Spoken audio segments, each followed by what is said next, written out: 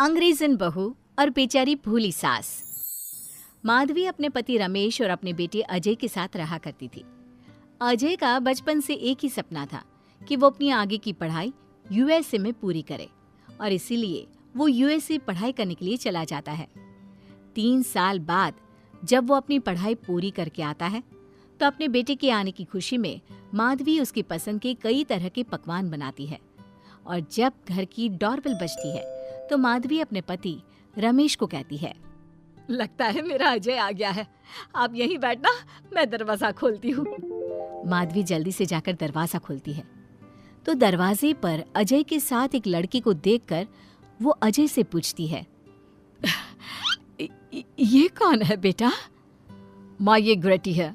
हम दोनों यूएसए में साथ ही पढ़ते थे और अब ग्रेटी इस घर की बहू है। क्या बहू? अरे बेटा, तूने शादी कर ली और बताया भी नहीं।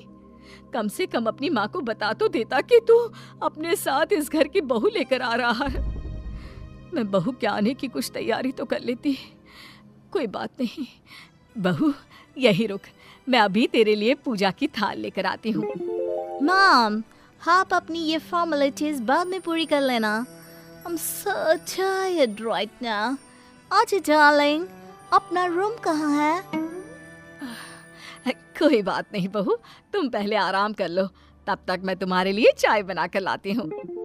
ग्रेटी अपनी सास की किसी भी बात का कोई जवाब नहीं देती और अपने रूम में जाकर सो जाती है। कुछ देर बाद माधवी अपने बहू बेटे के लिए चाय नाश्ता लेकर उनके कमरे में जाती है, जहाँ ग्रेटी अपनी सास से कहती है, अजय, अजय! क्या हुआ ग्रेटी? अपनी मॉम को बोलो कि अब ये जब भी हमारे कमरे में आए तो नॉक करके आए। आपसे मैं ऐसा ही करूंगी बहू।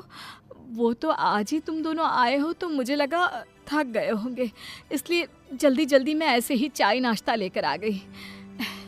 वो क्या है ना, अजय जब भी बाहर से आता है तो आते ही चाय मांगता है, बस इसीलिए मैं ना ये चाय यहाँ रख देती हूँ, पी लेना, अदरक वाली चाय है।